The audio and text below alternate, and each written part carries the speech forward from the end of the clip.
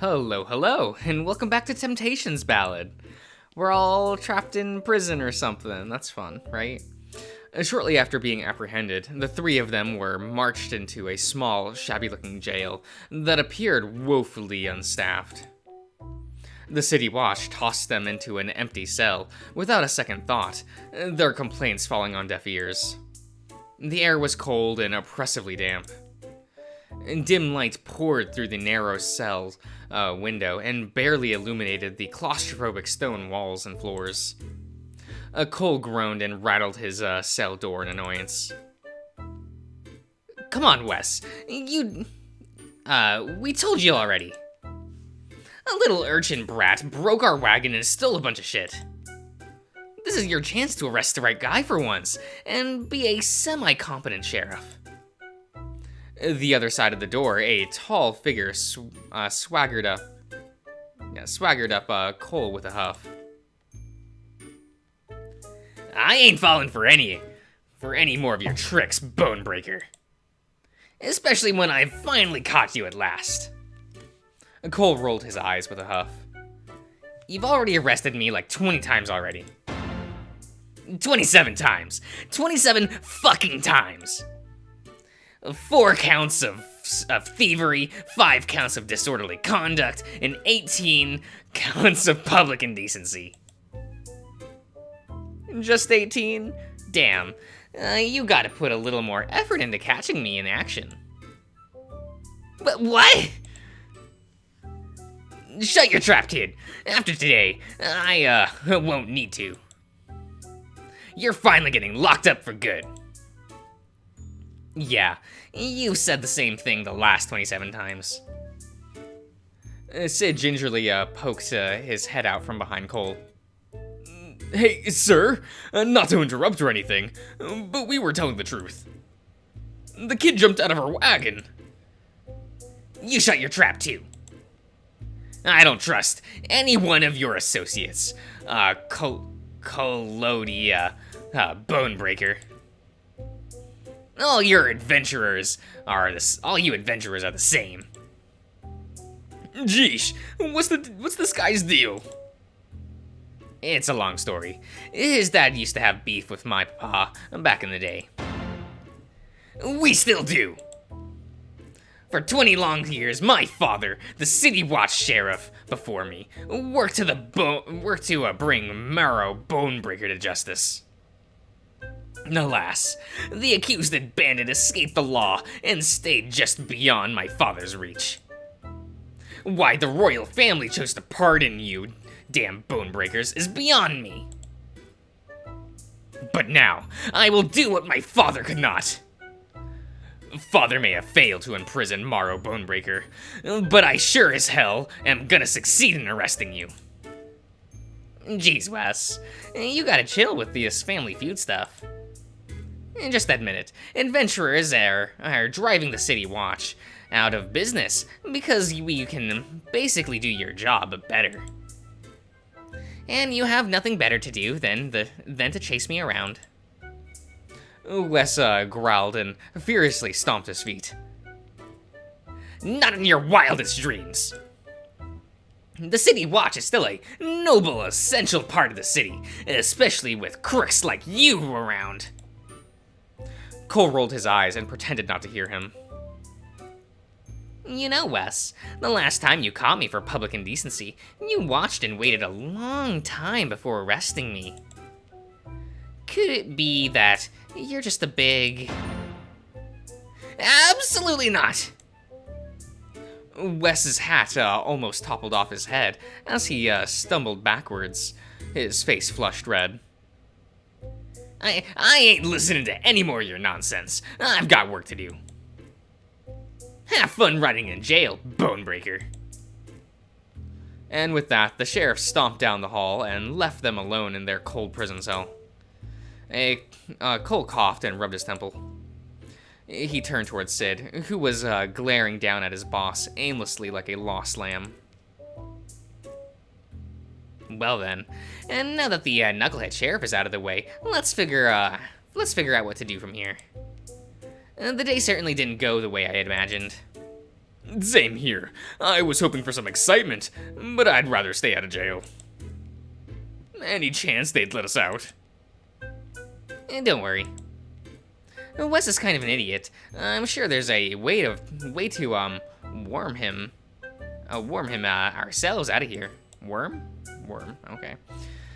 Cole plopped onto the cold stone floor and groaned. More importantly, we're probably not getting paid by the shopkeeper for wrecking his store. What am I supposed to do? What am I supposed to tell Papa now? I promised him I'd finish a job and bring some loot home. That's what you're worried about? Of course! This is the entire reason why I formed this darn adventuring party in the first place. What about doing heroic deeds and making the world a better place? I'll leave that for the people who actually care. Panicked sobs echo from through the damp hall of the cell. Cole glances towards the corner where the young knight was curled up in an anxious ball and pulling out her own hair feverishly. Mother will be furious, getting arrested mere hours after stepping out of the cathedral. I truly am the worst. Her words were interrupted by painful, ragged gasps for air as she attempted to steady herself. The young knight's entire frame trembled as anxiety loomed over her. Hey, it's no big deal. People get arrested all the time. That's not very comforting, boss. Did she even hear me? Jeez, she's really out of it. Of course not. She's having a panic attack. Sid rushes over to place a comforting arm around the panicking knight.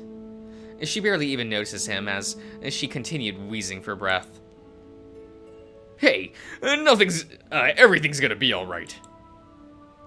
Just focus on breathing. Nice and easy there.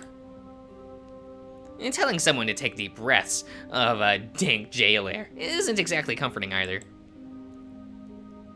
She's crying even harder now. I can't deal with crying people. Cole took a step back and raised his arms. Suddenly, glowing wisps of light sparked from his fingertips. Prestidigitation. The dark stone room suddenly filled with a pleasant spring breeze, tinged with a sweet scent of honey tea. A cool, fresh, cool air caresses the fur with a leisurely rhythm as the damp smell of the prison disappeared completely. Whoa! What kind of spell was that? That disgusting jail smell is all gone. Cole shrugged and tried not to appear overly proud. It's just a nifty spell for minor parlor tricks. Ignite or snuff out candles, create mirror sensory illusions, clear, clean or solid objects. I usually use it to cheat during card games, but it's pretty useful for other stuff too. Cole crouched down next to the knight and gently rubbed circles on her back. There. Deep breaths, girl. I know the dungeon is a depressing place, but it's not the end of the world. Wes has tried to arrest me 27 times already, and I've gotten out every time. And cheer up, we're gonna be fine. It took a few more minutes of a quiet sniffling and gentle words, but the young knight breathed breathing eventually returned to normal. She sniffled and wiped her tearful eyes with a shaky arm. Thank you, kind sir. Sorry for my lack of composure. And apologies for indirectly destroying your wagon earlier. If I had been more vigilant. Now, you're just being too honest. See, what you should have done is put all the blame on that shitty cat who stole your stuff and then flex your knight status as a knight. Wait, your status as a knight. You might have even avoided getting arrested. But that would be lying, or at the very least, dishonorable. I undoubtedly share some of their responsibility. Not lying, finessing the truth. You should try sometime. Saves you a lot of pain in life. Both Knight and Sid stared at him doubtfully. Boss, I gotta say, all your advice is kind of iffy. My words are full of wisdom, from years of experience. Thank you very much. You'll understand when you're older. He turned towards the young knight with a grin. By the way, the name's Cole, and this is my, by the way, the name's Cole, and this is my lackey, Sid. It's a pleasure sharing a jail cell with you. The young knight scrambled to stand up and bowed deeply. It's an honor to meet you as well, Sir Cole and Sir Sid. My name is Artemi, John? Yeah. A fledgling knight of the church. Sid's jaw nearly dropped to the floor. Wait a second! You're Artemi? The Creator's chosen? That is correct. Though, I am unsure if I am worthy of such a title. Dude, you don't actually believe in this chosen one church nonsense, do you? It's all true, though. All the bards sing about how the Creator has chosen heroes throughout history to save the world from horrible stuff. I can't believe it. It's an honor to meet you, ma'am. This is amazing. Artemi flushed and scratched her head bashfully. Thank you for the kind words, Sir Sid. You are quite the flatterer. Bah, what's so great about that? The fact that you're here just means something shakingly terrible is gonna happen within our lifetime. Now you're telling me this sobbing baby is supposed to save us from it? Artemi flinched and hung her head low in shame. Boss, we really need to work on your sense of tact. No, Sir Cole is correct. I am not exactly a model knight, much less of the Creator's chosen. To be honest, today has been one big disaster. So what's your whole deal? Did that little shit screw over your delivery job too? That is somewhat true. I was tasked with my first mission today on behalf of the church. I was to deliver this beautiful obsidian crown encrusted with 4 gorgeous rubies to His Highness at the Royal Palace.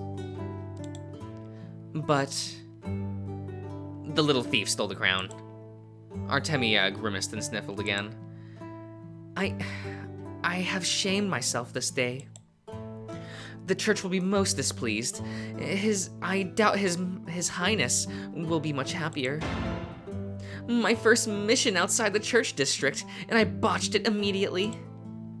Cole snapped his fingers impatiently. Don't go crying on me again. Stay focused. So that little shit stole a priceless jeweled crown from the royal family. I'd imagine that'd be pretty grateful if we managed to recover it. And you're certainly rich enough to, and they're certainly rich enough to reward us generously. I suppose so. They are the rulers of Axia, after all. I've never had the opportunity to interact with the royal family before. Especially now, since the prince is the only surviving member. Excellent. Then it's decided. Sid and I are going to help you recover your missing crown. Huh? We are? Our delivery job is ruined anyhow. As proper responsible adventurers, we might as well help out this poor lost knight on her task. Out of the kindness of our hearts, of course. Might be a good chance to recover some arcane crystals that kid stole too. I gotta keep my little adventuring party from sullying Papa's reputation. Yes! Finally, a good and proper adventuring mission. I've been waiting for something like this all day. Sid's enthusiasm faltered slightly as he gave it some thought. But boss, how are we supposed to catch that thief kid? He ran away hours ago. Before that little shit wrecked our wagon, he mentioned selling his stolen goods to someone named Clyde. Luckily for us, I think I know exactly who he's talking about. As the son of Morrow Bonebreaker, you get to know a lot of shady people. Cole turned to Artemi with a grin. We're gonna get that crown back by the end of today, Missy. I guarantee it. Thank you so much for your guidance, Sir Cole. I am sincerely in your debt. Oh, don't tell him that. To think the people outside the church district would be so kind. Not the rain on your parade or anything, but we're all still stuck in jail. I don't think we're gonna get much done as long as we're stuck here. And not for long, we aren't. Cole sauntered up to the cell door and abruptly stuck his hand inside his loincloth. Boss, what are you doing? Right in front of a lady. Sir Cole, this is highly inappropriate. Cole sent them both a withering glare as he rummaged through his loincloth and pulled out a small lockpick. Will you relax? Wes gave me a thorough pat-down before throwing us in here. I had to hide my goods somewhere. You stuff a lockpick in your loincloth? I've got pockets everywhere on this little thing. One advantage of wearing basically nothing is the fact that the City Watch can't pat me down without feeling real awkward. I'm pretty sure Wes had fun feeling me up, though. Sir Cole, your methods are quite questionable. Cole wrinkled as he winked as he stuck his lockpick into the keyhole and began to tinker away. Hey, as long as it works. Cole grimaced and retracted the lockpick. Well, this throws a prickle into my plans. What appears to be the issue? Wes might have upgraded to a more complex and expensive lock. I can't make heads or tails of this thing. Does that mean we can't get out of here? Cole sighed and stuffed his lockpick into his pocket of his waistband. Not necessarily. As I said to you, you can't force your way out. People your way out. I've got a little backup plan. Cole took a step back, peering around the cold cell walls thoughtfully. He turned towards the two companions with a grin. I'm gonna lure Wes into the cell. After he unlocks the door, I'll need Sid to knock him out. You want me to attack the sheriff? That's quite illegal. Listen, this is what's being an adventurer is about. We wreck and destroy stuff wherever we go, and somehow leave the place better than it was. What do you think is worse, assaulting one measly sheriff, or the fact that Wes inconveniences me whenever we meet?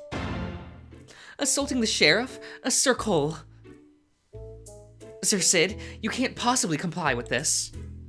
Figured the church knight would be all goody two-shoes about this. And don't you want to recover that crown of yours? We don't have time to wait for the City Watch to sort themselves out. If we wait too long, the trail to the thief will go cold. Well, when you put it that way. And Sid, do you want to impress Morrow when you meet him? Or tell him that you're acting like a big spineless sissy? Of course not! I'm a capable adventurer who does what needs to be done. I'm just gonna hit the sheriff on the back of the head, right? I'll do it. Sir Sid, you mustn't be so easily swayed. Too late for takebacks. Let's set this plan in motion.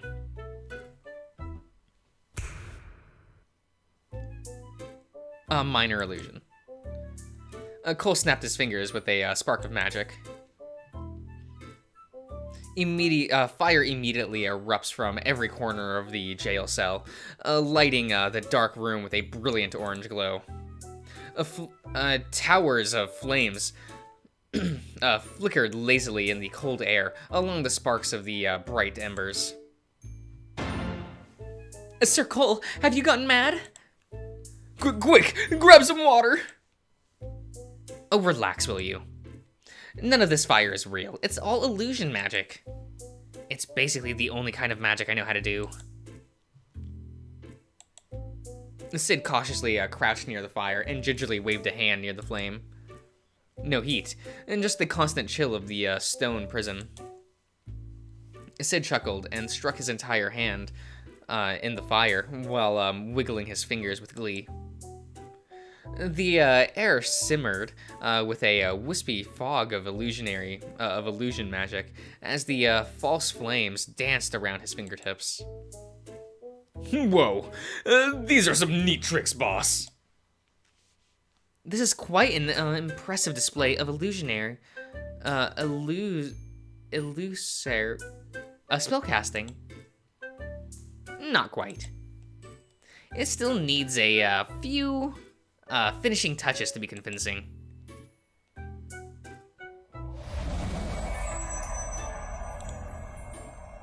More sparks erupted from Cole's fingertips.